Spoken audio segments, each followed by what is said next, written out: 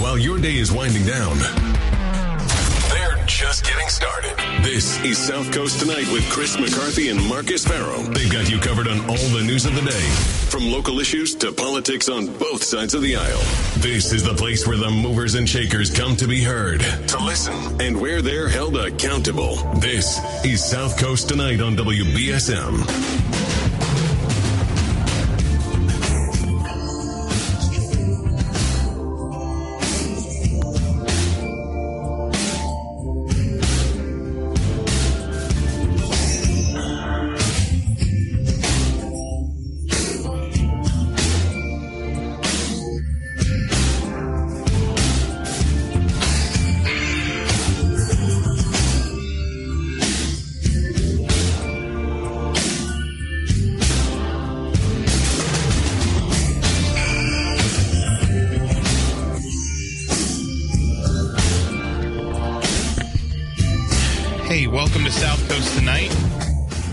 Welcome to South Coast Tonight.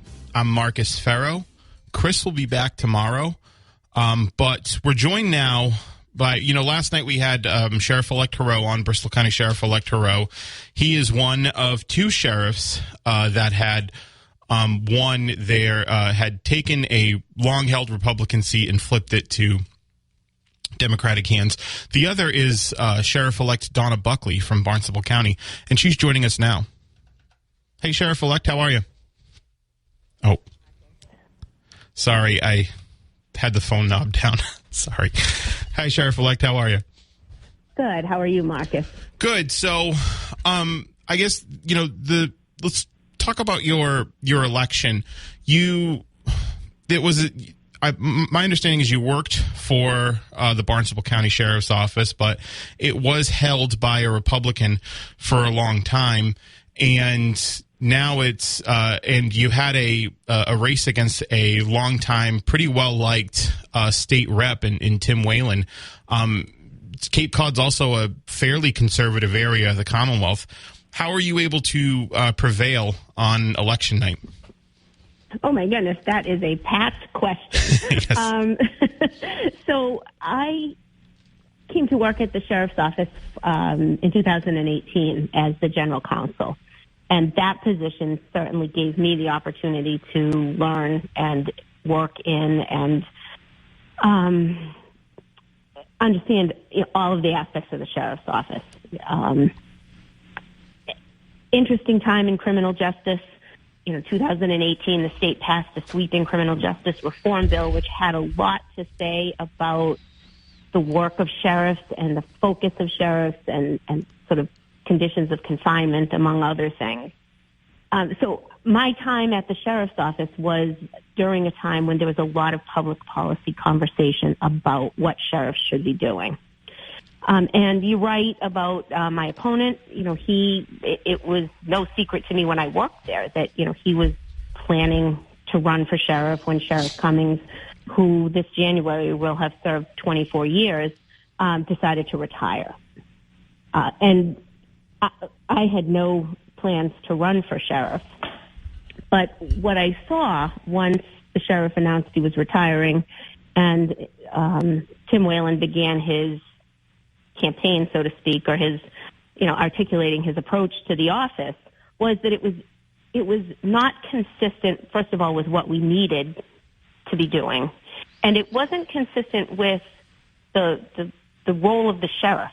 That I know you, if you probably talked with Paul, the voters had a lot of conversation in Bristol and in Barnstable County about what the role of the sheriff is. And in one sentence, the role of the sheriff is to make sure that when people go back out onto the streets, they don't come back.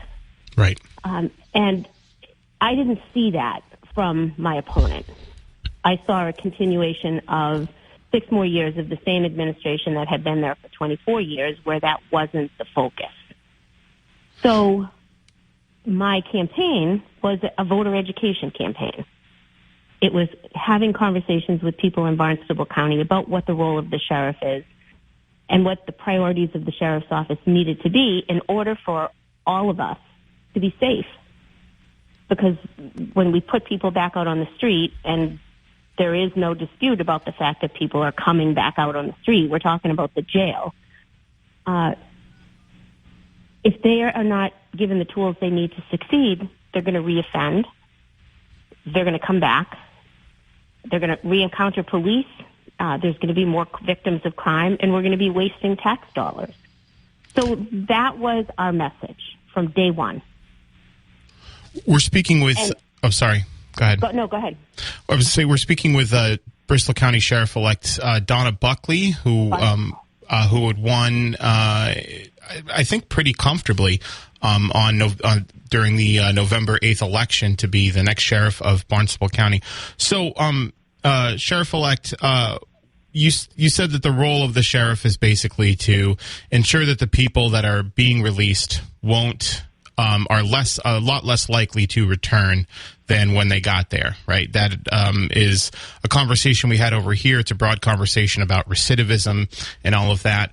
What do you think the sheriff's office needs to do to ensure that recidivism rates are dropping, that people who are coming out of the Barnstable County Houses of Correction are less likely to reoffend?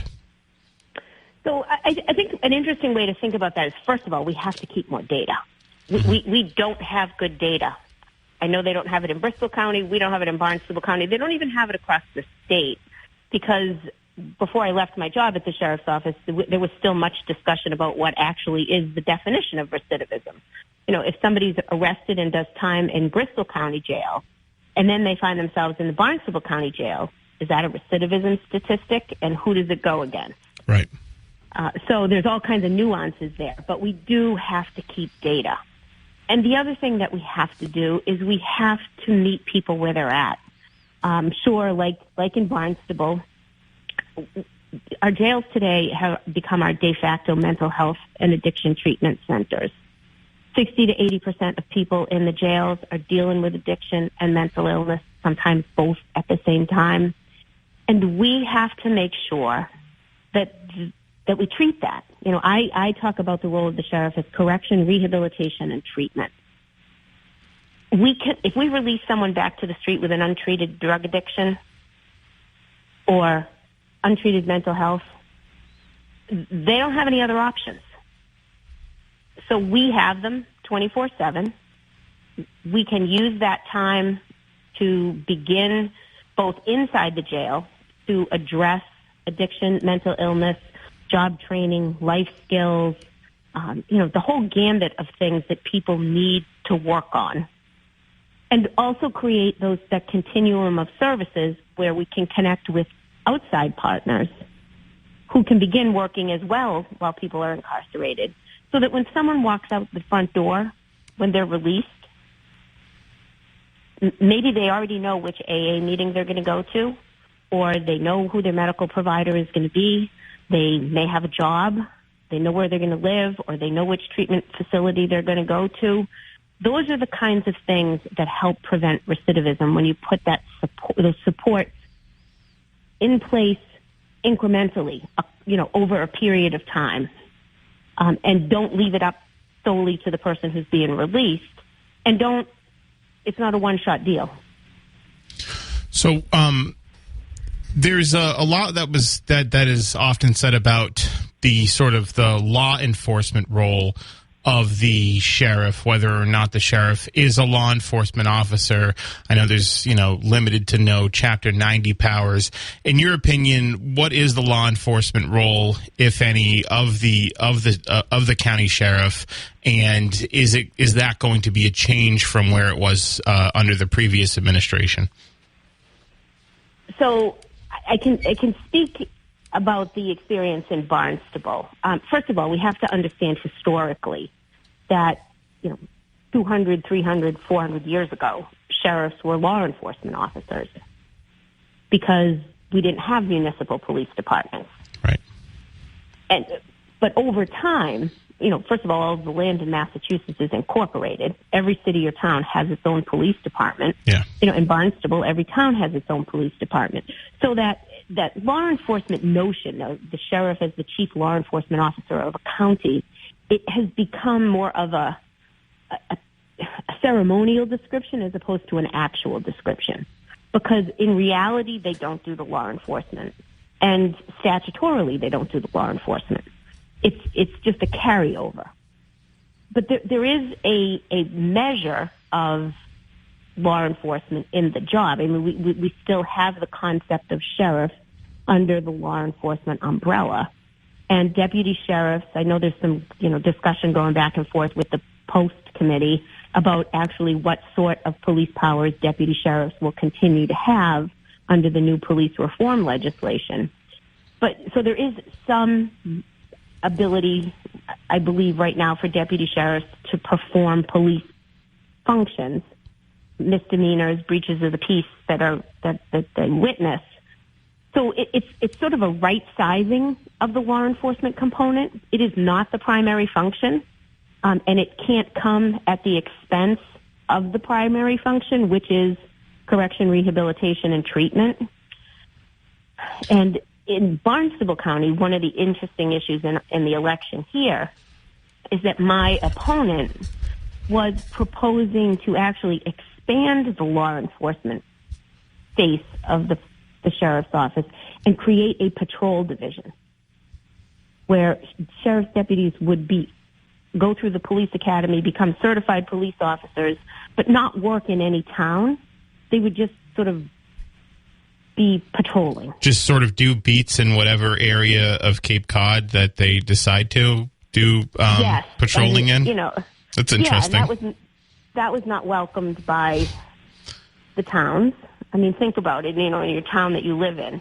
Your select board or your governing body hires your police chief, and they set the tone and the priorities and the expectations of law enforcement in a particular town.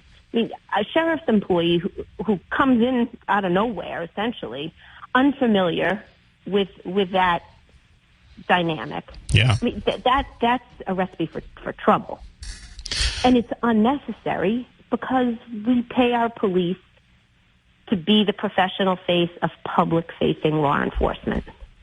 We, at the sheriff's office, can support that, maybe with canines, with help on a tactical team, with equipment, with a Bureau of Criminal Investigations, with an emergency communications center, with some of those ancillary services that can complement but don't duplicate the work of municipal police. So, what about immigration enforcement? Here there was a 287G contract that the Biden administration had canceled. I'm not sure if there was one in Barnstable County. I think there's one in Plymouth County. There's a lot of discussion about that nationally. There's some discussion about that locally. Is there a 287G agreement with ICE in Barnstable County? If not, would you be seeking one? What's the role of the sheriff in immigration enforcement or custody of immigrant detainees, if any? Great question. Actually, the 287G agreement was one of the pivotal issues in this campaign. Barnstable County, as of the time I got into the election this past March, Barnstable County was the only county in New England that still had an active 287G agreement with ICE. Plymouth had already withdrawn its agreement, and Bristol's had been canceled by the president. So Barnstable was the only one left standing. And right out of the gate, I brought to the campaign the fact that we don't need this agreement. I'm not going to continue this agreement if elected. And my opponent supported it and wanted to continue it. So are you looking to sever the agreement, the 280? I mean, you got elected on it, so I'm guessing once you get sworn in, you're looking to end that relationship with the Department of Homeland Security? It literally, first thing I do. That was my there was a lot of conversation about this over the campaign. The 287G agreement in Barnstable County became a ideologic conversation. Sure. It had really nothing to do with public safety. It was, and it was detrimental to our community. Right. So we need to move away from it, and I think that and the fact that the Question 4 passed, the immigrant driver's license, I think we can now start to right that attitude, and then we all agree there isn't a soul on the earth who doesn't agree that we need to deal with immigration reform. Sure. And we need to fix a really broken system. But the 287G agreements and, preventing people from getting driver's license is not the way we're going to do it. So, what are there going to be any major personnel changes that you're going to make when you get upon you getting sworn in early January? One of the things I kept repeating during the campaign was that the staff, we talk about the inmates needing the tools they need to succeed when they're released. We also need to support our staff because it is a very difficult but important job that we ask them to do. So, from the staff perspective, my goal is to bring in professional development and training. So nobody wants to ever hear those words again, because that to me is what helps people do their job. From the administrative point of view, I'm working now to put a team together that will be committed to the mission that I was elected to carry out, which is to reprioritize the activities at the sheriff's office so that we can deal with correction, rehabilitation, and treatment. So I'm working to do that. And then one of the other pieces of my campaign and my message is that inmate services needs to be an executive level position. It needs to be as important at the jail as safety and security. I used to describe it as we have to walk and chew gum at the same time. We have to do both. We have to keep the inmates safe and the staff safe. But we also have to do the work that we need to do so that when we release the inmates, they don't come back. So I'm looking to fill, to describe that, put a position together and post it, and see what sort of, interest is out there, and add that to the executive level. And then Barnstable's probably unique in the sense that there are people already who are retiring from the executive level. So Did they submit their retirement papers on November 9th? No, these were people who were planning to retire before. No, these are people I worked with. I mean, I have to say that, by and large, the people at the sheriff's office, it was one of the best jobs I ever had. Sure. It just needed a reset. From my perspective, the reason I got into this race is we needed to prioritize what we were doing. And I don't know if if it crept over to Bristol County, but one of the faces of that dynamic of, the priorities of the sheriff's office became the sheriff's boat. Oh, there was something that was kind of talked about here. There was speculation on whether or not there was a boat, but is there a boat in Barnstable County, a sheriff's department boat? Yes. And that became a face of sort of like, why are we spending money on a boat when we should be, and we're not spending enough money on mental health? Well, to that end, actually, there was a case in Truro of Adam Howe, who was brought over to Ash Street Jail down here in New Bedford, and he was held. He later committed suicide. There has been a broader conversation about, whether or not the sheriff's office over here is doing enough about suicide. But I guess the question I have is why is New Bedford, and I know this isn't under your tenure, obviously, you haven't been sworn in yet, but why is New Bedford holding people from Barnstable County, and is, perhaps, care, custody, control of people suffering those types of situations in Barnstable County, is that going to be a priority of yours? Because it didn't make a lot of sense to me. That guy's in Truro, and he's coming down to New Bedford to be held. Yeah, you know what? That's a great question. I don't have the information. I don't want to speculate. I know what was in the newspaper, but I don't have any additional information, so I can't answer that question. Sure. But looking forward, taking people, unless there's a security risk, unless there's some compelling reason why they can't be housed in Barnstable County, Barnstable County should be dealing with Barnstable County. and Bristol County should be dealing with Bristol County. Right. I think every thinking person who's listening to that set of facts and listening to, there were actually 2 suicides in Barnstable County in August. Right. And the news reports talked about the fact that they were cleared by mental health. Right. And that to me is a head scratcher. That means to me that we need to rethink what we're doing with mental health. So, Barnstable County Sheriff-elect Donna Buckley, I appreciate you joining me this evening. I look forward to talking with you more as your tenure as Barnstable County Sheriff continues. Well, I would welcome that opportunity. Give me a chance to sort of get my feet underneath me, and then we can talk about sort of what it looks like as we start our term. Sounds good. Thanks for joining us. Thank you. Have a great evening. You as well.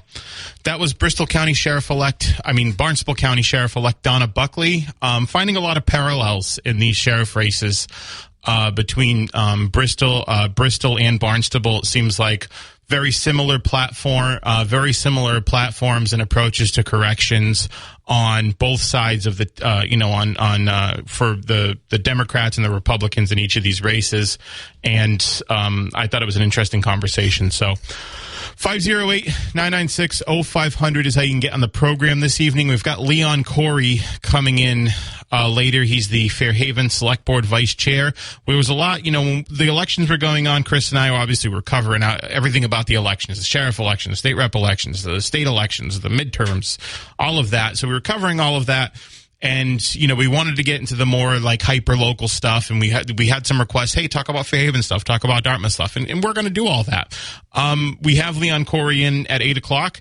If you want to ask Leon a question, you can. And if you, either via phone or via the WBSM app chat, we're going to be talking about some Fairhaven stuff. But 508-996-0500. Before I take a break, let's go to the phones. Good evening. Guess not. All right, I'm going to take a break. We'll be right back. Night, I'm Marcus. Chris is actually going to be back tomorrow. Tomorrow, while we're at it, tomorrow is we're going to have 2 candidates in for Ward 3 that are running for the Ward 3 City Council race. Now, we had Sean Oliver yesterday, and you can check out his column on WBSM.com that I wrote about his interview and about his general campaigning and the sort of the everyman perspective that he provides. It's a good column. I wrote it, but I think it's a good column. I think I write good columns. So maybe you do too. Maybe you don't. That's fine. But I think it's a good column. And there's another column up about Sheriff-elect Hero's interview here last night, which I thought was really interesting. Him talking about, what his plans were and what his plans weren't, right, when he takes over. I think put a lot of people at ease that, work for the Bristol County Sheriff's Office to know that they still have a position there if they want it, and that he's not going to go in and basically uproot everything immediately. So it was, you can check that out at WBSM.com as well. But tomorrow we have... At 7, we have Robert Cabral. He's going to be joining Chris and I in studio and talking about his. He's going to be joining Chris and I in studio and talking about his run, his campaign. He's a businessman and was in the Massachusetts Army National Guard. So we'll talk to him about his campaign. And then at 8:00. Robert Bromley, who both of them actually made their announcements here. I told them, the opportunity that Chris and I wanted to give everybody is that they can make their announcement, like a brief, 5-ish minute announcement here on South Coast Tonight, if you want to call in, and then we'll have you in for a longer form studio interview. And so Robert Bromley took that opportunity to make his formal announcement on South Coast Tonight. I know he's a press release out, elaborating on that more. And Robert Cabral made his announcement on South Coast Tonight as well. And they'll both be in studio. Robert Cabral at 7. Bob Bromley at 8 o'clock. A lot of people do know Bob Bromley already. He's affiliated with the Fort Robin Military Museum, organizes the Veterans Day Parade, longtime member of the Veterans Advisory Board, works at the Rhode Island State Senate. I think worked for the New Bedford Office of Housing and Community Development as well. So, and then we had Jake Ventura on before. I know he's pulled. I'm pretty sure he's pulled papers, and he's out there, getting the signatures. Speaking of that, if you are interested, if you are listening and you're thinking about running, or if you just want to know what the dates are, there was a press release earlier today from Mayor Mitchell's office about this campaign, about this election. Tuesday, January 24th, obviously, is the preliminary. And so these are the dates. These are the dates for the Ward 3 special election. December, papers are already available. If you want to go to the city council, if you want to go to the city elections office, you pull the papers. You got to sign them out. So I'm going to know, right? We're going to know if you pull those papers because you have to sign them out.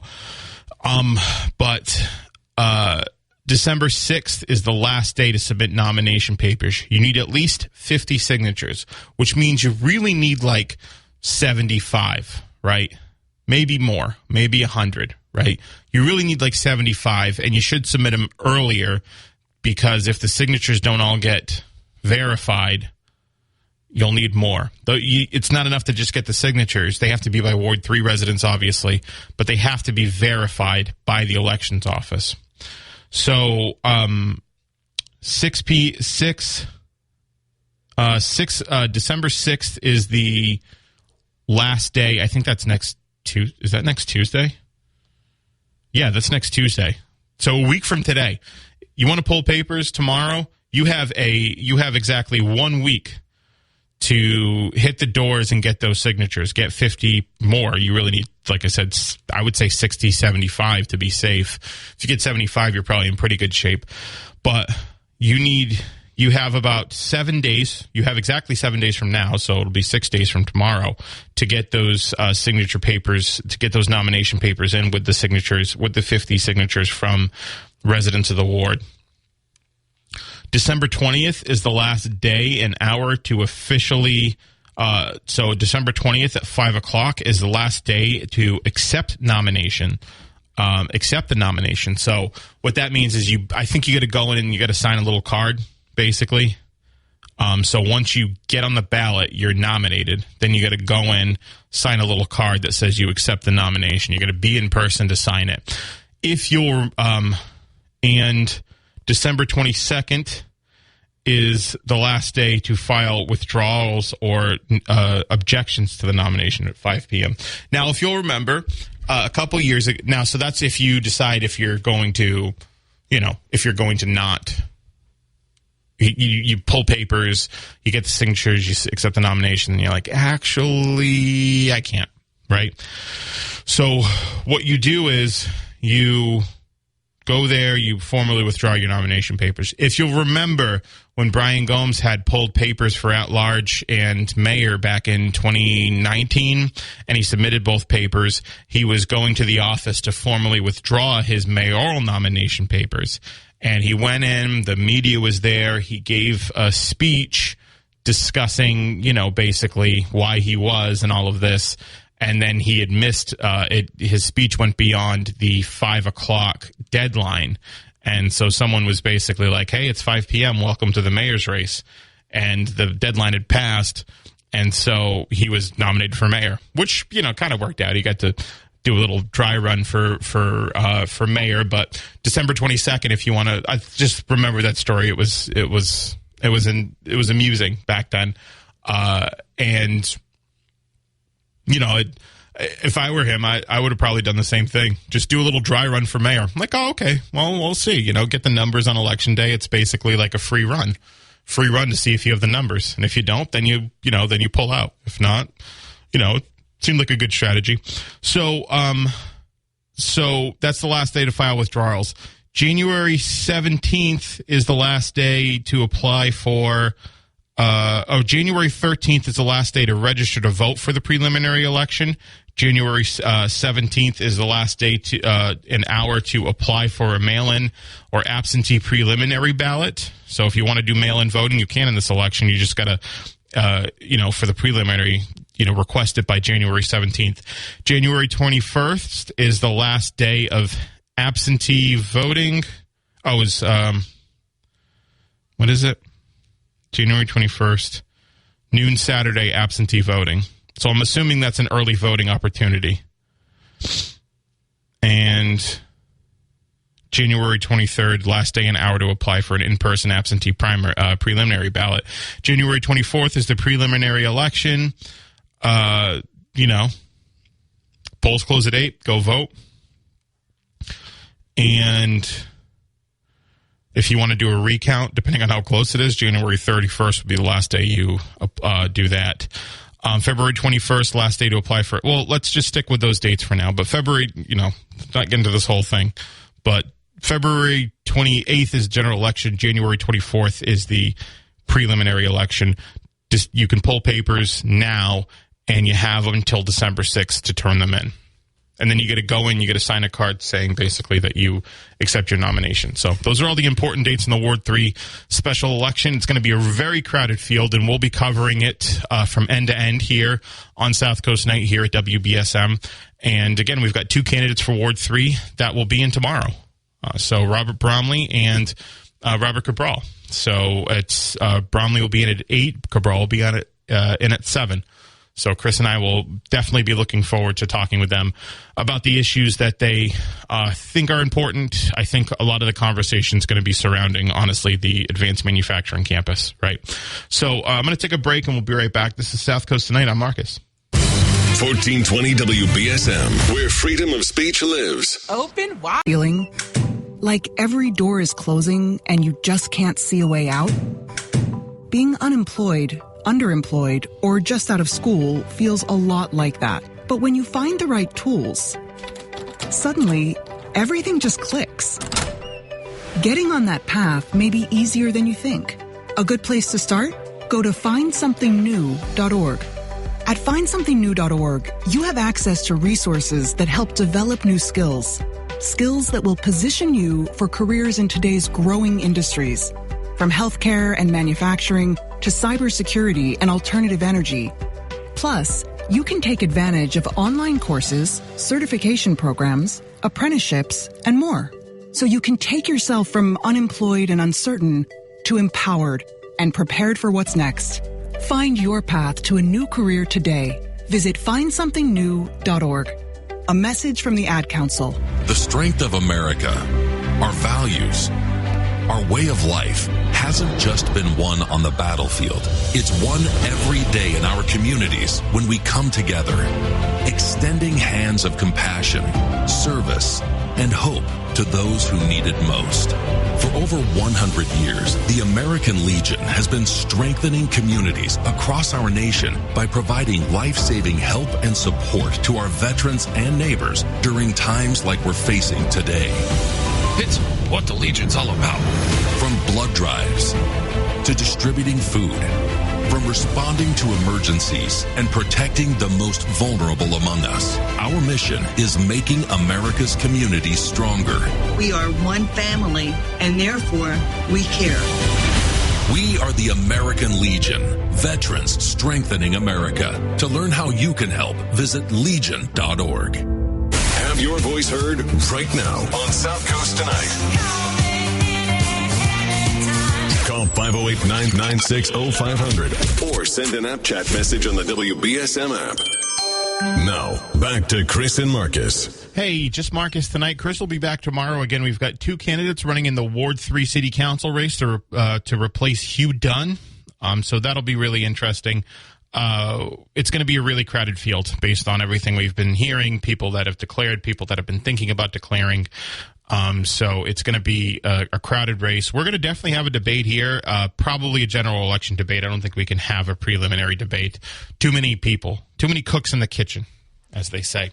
So when the field gets winnowed down to 2 candidates, like we did in Ward 3 before the slot was even invented, right? Taylor Cormier came in here.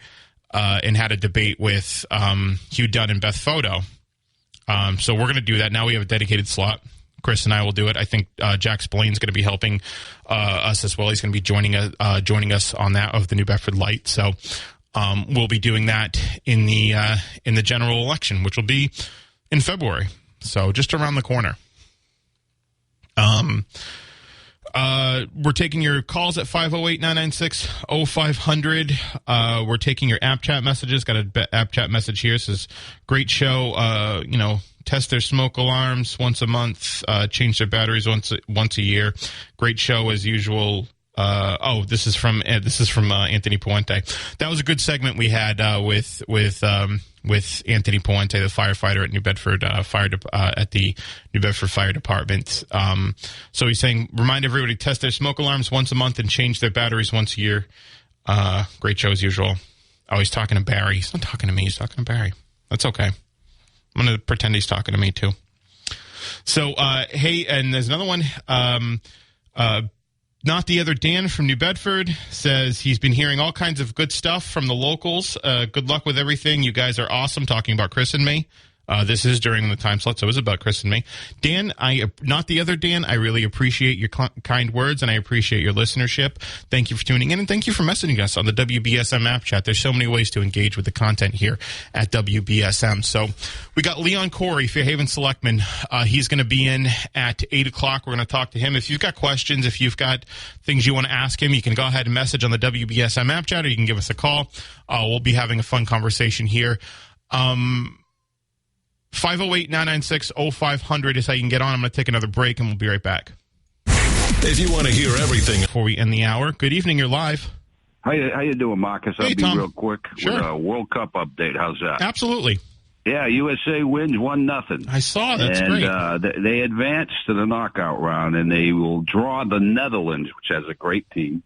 And on the same category in their group, England is going to draw Senegal.